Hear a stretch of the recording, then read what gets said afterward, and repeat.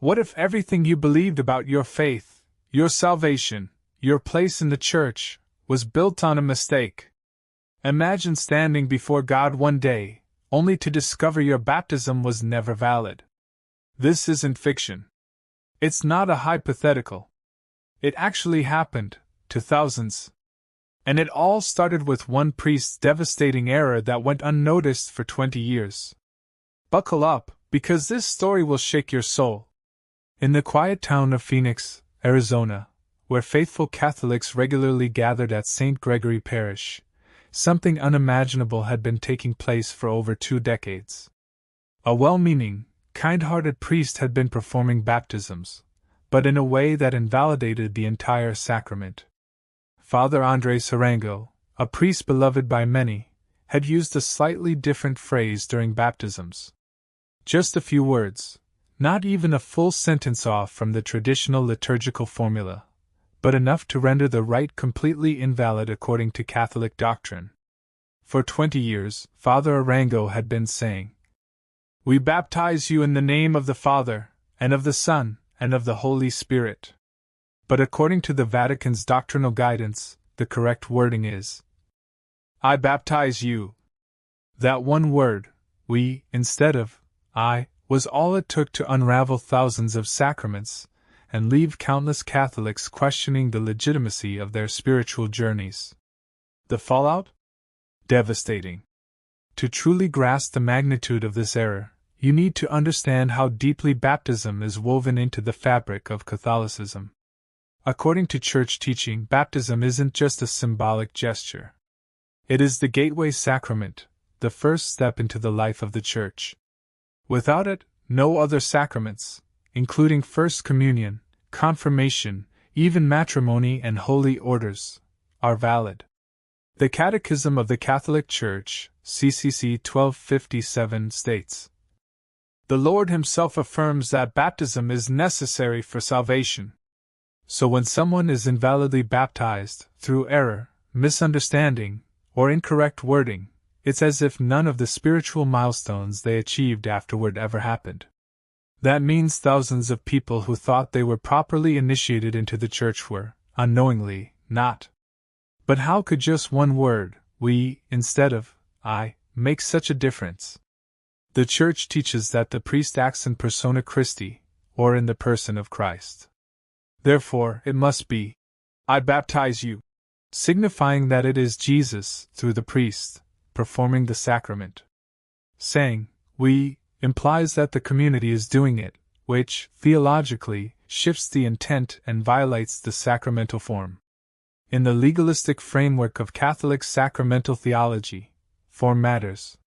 And this wasn't just a technical glitch. It struck at the very heart of one's relationship with God. In 2021, the Diocese of Phoenix made a startling announcement that stunned the Catholic world. Father Andres Arango, upon discovering his mistake, that he had been using the wrong formula for over 20 years, immediately brought it to the attention of his bishop. The response was swift and somber. The diocese launched an investigation and issued a statement confirming the devastating truth. It is with sincere apologies that the Diocese of Phoenix informs the faithful that baptisms performed by Reverend Andres Arango between 2005 and 2021 are invalid. Let that sink in, thousands of baptisms, invalid. In a show of deep humility and accountability, Father Arango stepped down from his role as pastor. He issued a public apology, stating, "It saddens me to learn that I have performed invalid baptisms throughout my ministry. I deeply regret my error and how this has affected numerous people in your parish and elsewhere." He had not acted out of malice. In fact, he believed he was following a pastoral approach that emphasized community, the use of "we" to symbolize the church family. But good intentions were not enough to undo the damage. The revelation rocked the Catholic community. For many, it was like being told your entire spiritual identity had a glitch in its foundation. Families who had brought their babies to Father Arango's font now questioned whether their children were validly baptized. Adults who had entered the church through his RCI programs wondered if their confirmations were legitimate. Even priests ordained after being baptized by him were now potentially not priests at all. Let that sink in. If a priest was invalidly baptized, he cannot be validly ordained. And if that priest went on to perform marriages, consecrate the Eucharist, or hear confessions, those, too, were invalid. One mistake rippled across the entire sacramental chain. The diocese began the painstaking process of tracking down everyone who had been baptized by Father Arango during his tenure. Websites were created. Hotline numbers were established. Parishioners were asked to check old certificates and records to see who had performed their baptism. It was like trying to repair a centuries-old tapestry that had begun to unravel at its base. The threads were everywhere, tangled across time and memory. This wasn't just a bureaucratic nightmare. For many Catholics, it was a spiritual earthquake. Imagine being told that the moment your parents had cherished, your baptism, was invalid. That the candle lit in your name that day, the white garment you wore, the joyful photos taken, all now shrouded in uncertainty. Or imagine being a devout Catholic for 30 years, only to discover you'd never truly received the sacraments that you'd centered your life around. The anger, the confusion, the sense of betrayal. Some parishioners expressed their disbelief publicly. On Catholic forums, blogs, and news comment sections, the reactions poured in. How can one word change my entire faith life? Why didn't anyone notice this sooner? I've raised my kids Catholic. Are their sacraments invalid too? If God is loving, would he really reject my baptism over a pronoun? Others saw it as a moment of humility and growth, a test of faith, or even divine intervention bringing truth to light. But for many, it was a moment of deep spiritual trauma. And for the Church, it was a wake-up call about the seriousness of liturgical form and oversight. While this case was shocking, it wasn't entirely without precedent. In 2020, the Vatican's Congregation for the Doctrine of the Faith issued a document titled Responsa ad dubia, which clarified that the use of "we baptize you" instead of "I baptize you" renders the baptism invalid. The Vatican had already dealt with a similar case in Detroit, where a deacon had used the same incorrect formula. One such case involved a man named Matthew Hood, a priest who discovered through an old video that his baptism was invalid. That meant his ordination was also invalid, and so were all the sacraments he had performed as a priest. The Church had to act swiftly to rebaptize him, confirm him, ordain him, and inform anyone who had received invalid sacraments from him. So, by the time the Phoenix case surfaced, the Vatican's stance was clear: intention is not enough. The form, the words, must be exact. Why? Because in Catholic theology, sacraments are not just symbols. They are spiritual acts with divine consequence. They require proper matter, form, and intent to be considered valid. And changing one component, even a single word, can render the entire act null. As news of Father Arango's mistake spread, real stories began to emerge, each more heart-wrenching than the last. Meet Maria Gonzalez, a mother of 3 who had all her children baptized by Father Arango between 2006 and 2014. She remembers each ceremony vividly: the white gowns, the godparents' pride, the church filled with joy. Now she's been told none of those baptisms were valid. Tears welled up in Maria's eyes during a local news interview. How do I explain to my kids that their baptisms didn't count? That the photos, the prayers, the memories, mean nothing now? I know God sees our hearts, but this still hurts. Then there was David Ruiz, a former seminarian who left his pursuit of priesthood after struggling with doubts. When the news hit, he found out that he, too, had been baptized by Father Arango. He was never validly baptized, and all the sacraments he received during his faith journey had technically not happened. He posted on social media, "All this time, I thought I left God. But maybe I was never truly with Him to begin with." And it wasn't just emotional distress, there were legal and ecclesial implications too. Canon law had to be invoked to determine how to proceed.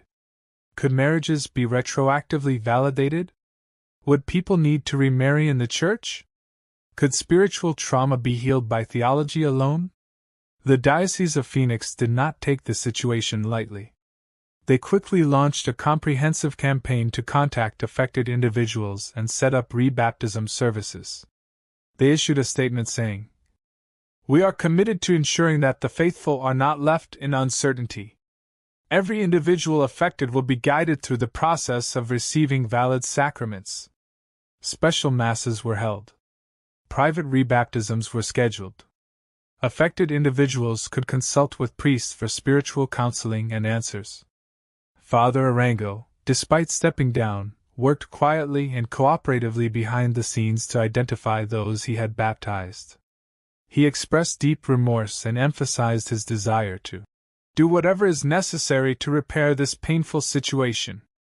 The diocese even created a dedicated web page, an online hub for anyone who suspected they might have been impacted. The site included a searchable timeline, contact forms, and spiritual resources for navigating the emotional toll. But one big question loomed: wasn't the intention enough? Couldn't God just overlook the error? In the aftermath of the scandal, a spirited debate erupted, both online and within theological circles. Many Catholics were torn between two core aspects of their faith: legalism, which stresses correct form and doctrine; divine mercy, which emphasizes God's grace and understanding.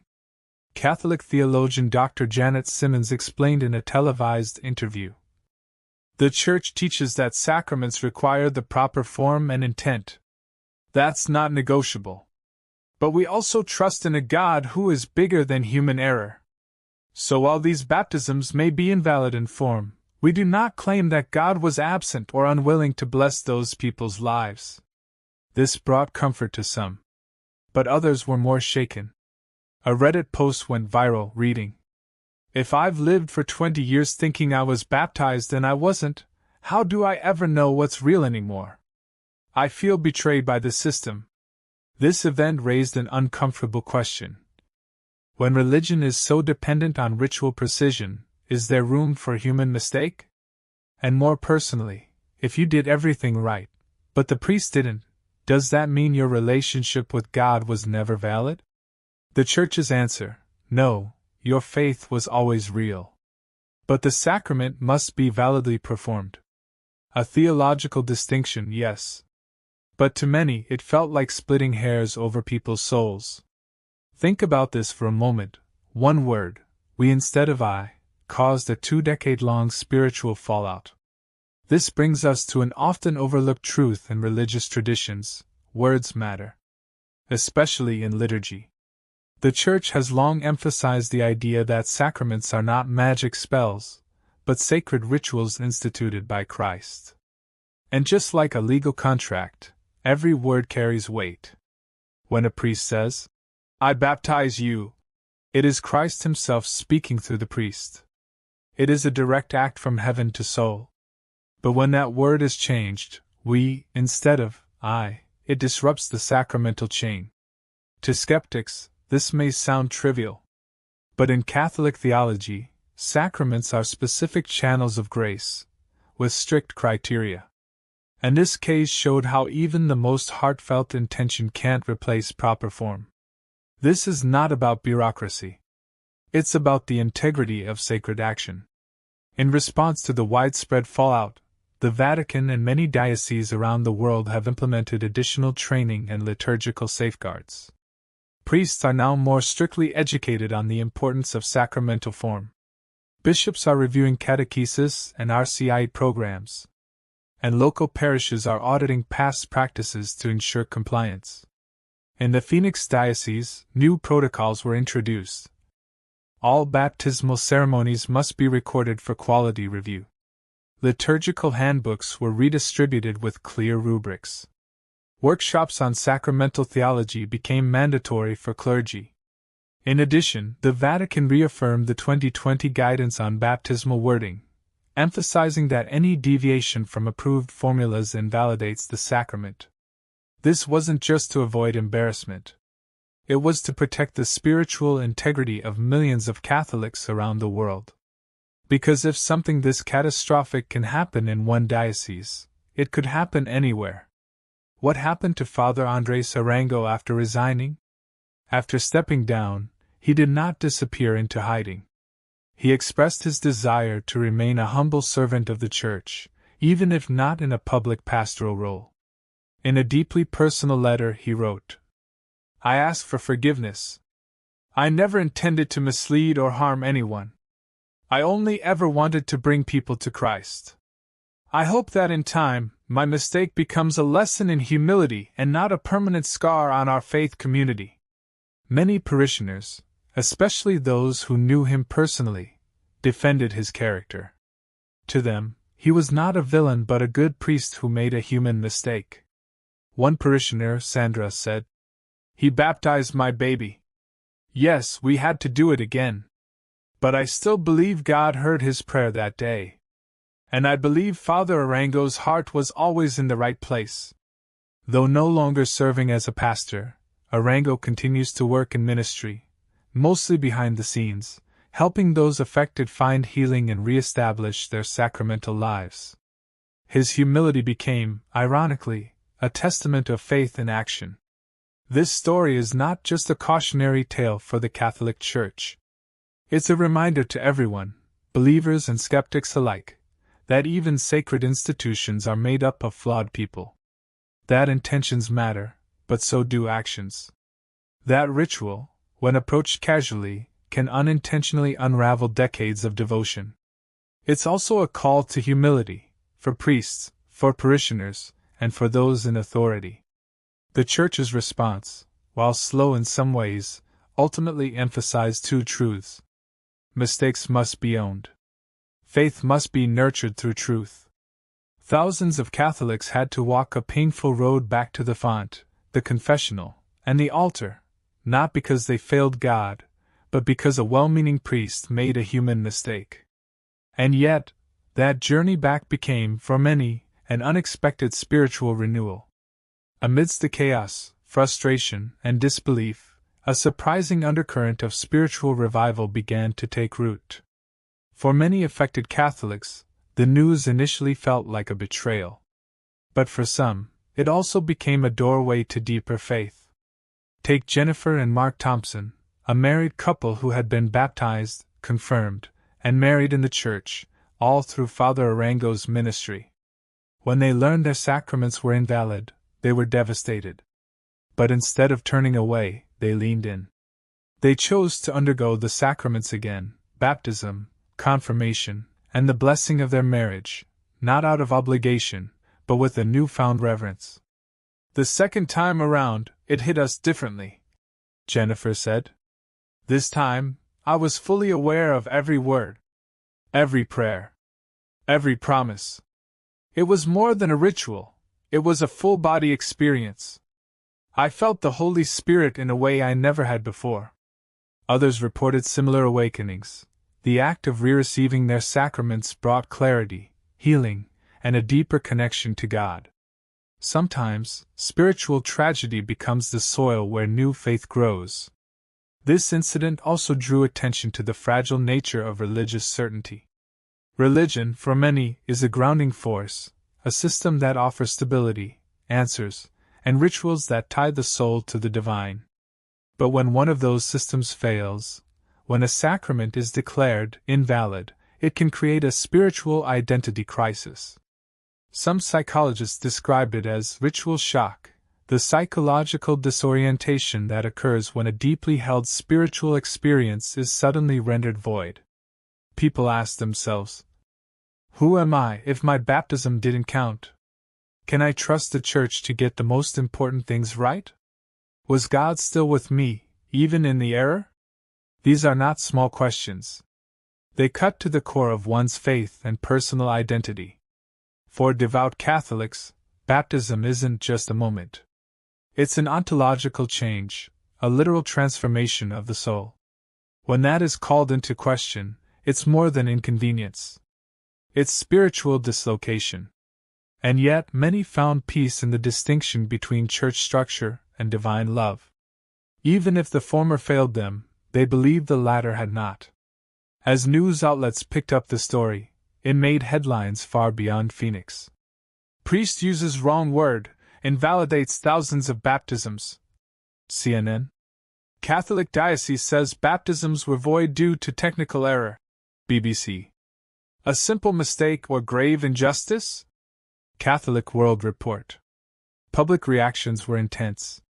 Some ridiculed the Church's rigidity.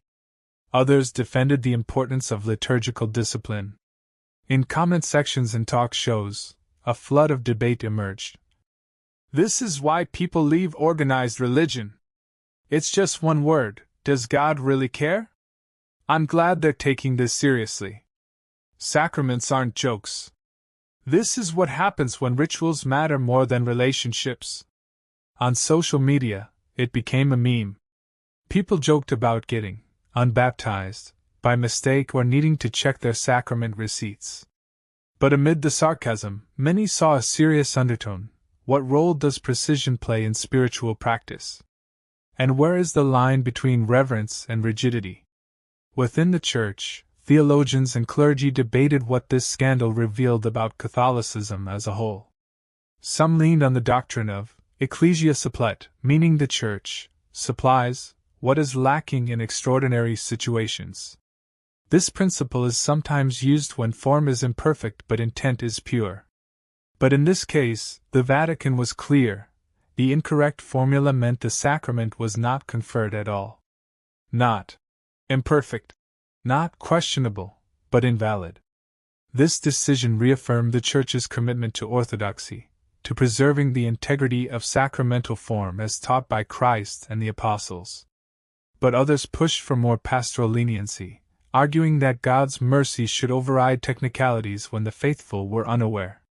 Bishop Roberto Sanchez said in an open forum, "We must never let doctrine become a weapon that wounds the innocent. Yes, form matters. But so does compassion. The people did not fail God, the system failed them." This tension, between exactitude and empathy, mirrors the broader challenge facing the modern Church: how to uphold truth while embodying grace. Interestingly, this crisis resonated beyond Catholicism. Leaders from other Christian denominations and even non-Christian faiths weighed in. Pastor Joel Harris, a Baptist minister, remarked, "This is a reminder to all clergy: words carry weight. Whether we're praying, preaching, or performing rituals, we must do so with care. People entrust us with their souls."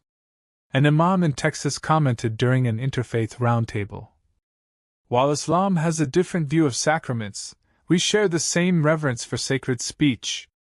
What we say in rituals has power. It must be intentional and correct." And a rabbi from New York added, "This moment shows us that all religious leaders must balance tradition with human compassion. We must be both guardians of the ritual and shepherds of the heart." In other words, this wasn't just a Catholic issue. It was a global religious wake-up call about the power of spiritual leadership and the risks of casual liturgical improvisation. One of the lasting wounds from this event was the erosion of trust, not just in a single priest, but in the institution as a whole. For some, it reopened old wounds from past church scandals. If the Church could overlook such a basic mistake for 20 years, what else might be broken? Some left the Church altogether. But others, surprisingly, returned. One former Catholic, Rachel, shared, "I hadn't set foot in a church in 10 years. But when I heard about the baptisms being redone, something stirred in me. It reminded me that faith is messy, human, flawed, and maybe that's where God meets us." The Diocese of Phoenix has since hosted healing services, reconciliation masses, and town halls to openly address people's anger and confusion. The goal is not just to fix the baptisms, but to rebuild trust from the ground up. As of now, thousands have come forward to receive valid baptisms and reconfirm their faith journeys. Father Arango continues to assist quietly. The Vatican continues to emphasize the importance of form, and the faithful continue to wrestle with what it all means. Some have found peace. Others are still processing.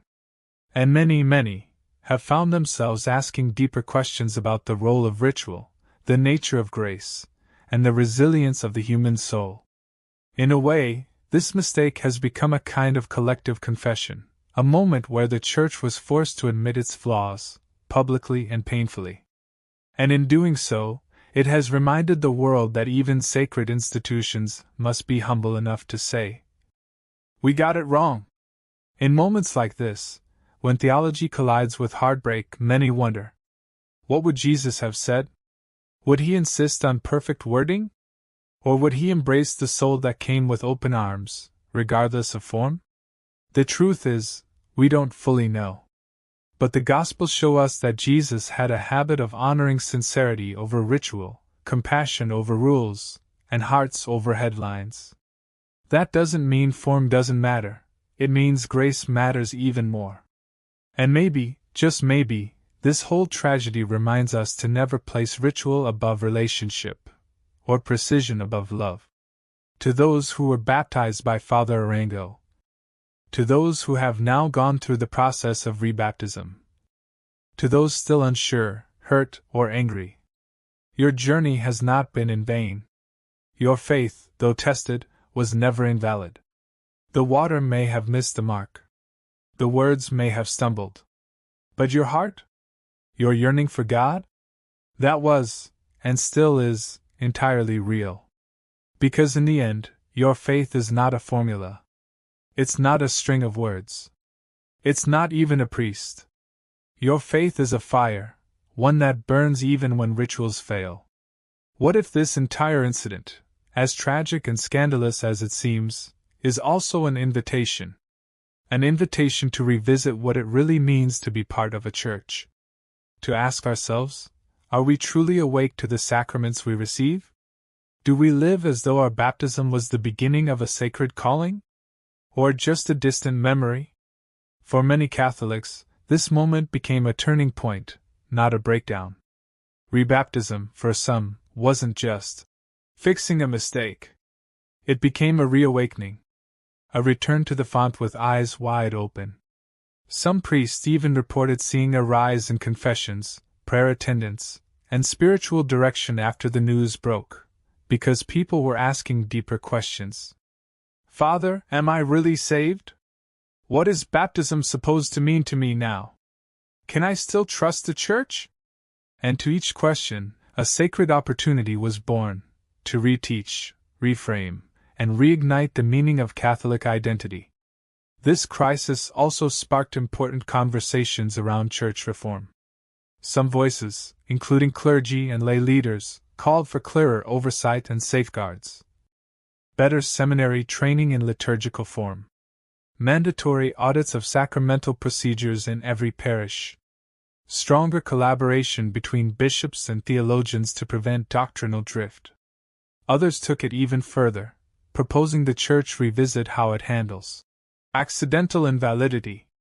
Why is it that a sincere believer who receives a sacrament in good faith can still end up spiritually unrecognized due to a technicality? Some theologians suggest that perhaps intention should carry more weight, not to replace form, but to cover for honest error when discovered too late. It's a controversial stance, but one increasingly discussed in light of this tragedy. And while change in the Catholic Church is slow, this event has made one thing clear. Even ancient institutions must confront their blind spots. If you've ever had your faith shaken, if you've ever been disillusioned by church leaders, if you've ever questioned whether God still sees you, still claims you, let this story speak to you. Not as a warning alone, but as a testimony. Because even in this crisis, grace still moved. People still came home.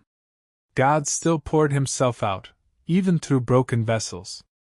Sometimes the deepest faith is born not when everything goes right, but when everything goes wrong, and you still choose to believe. So why does this story matter? Because it reveals how fragile faith structures can be.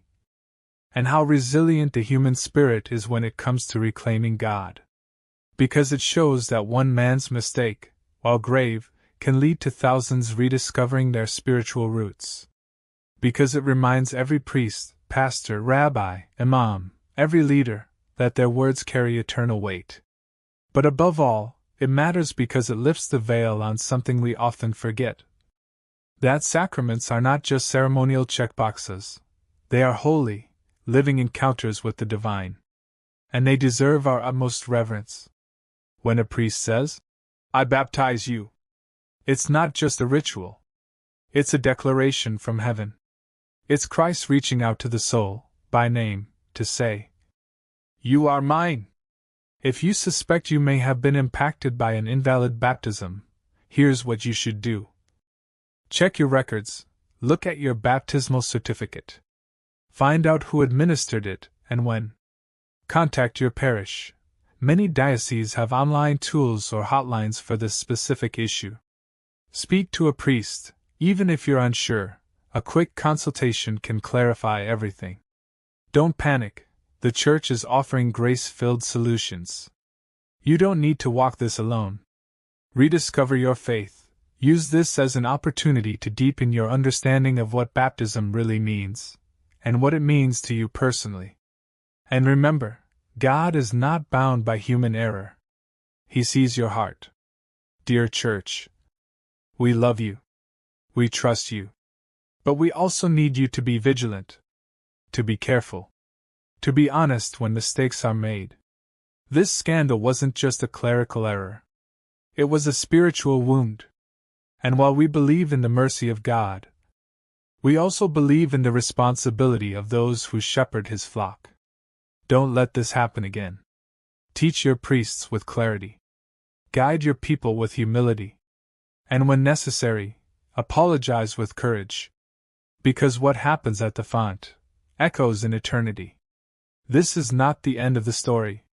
It is a beginning, for thousands of believers who are rediscovering their faith. For a church forced to reckon with the power of one word. And for a world watching, wondering, does God care about the details? Perhaps the better question is, do we? Because when it comes to the soul, even the smallest detail can carry divine weight. So whether you're Catholic, curious, or somewhere in between, let this story remind you. Faith is fragile, but it is also fireproof. Even when shaken, it can rise. Even when broken, it can burn bright again. And even when one man stumbles, grace can still find a way.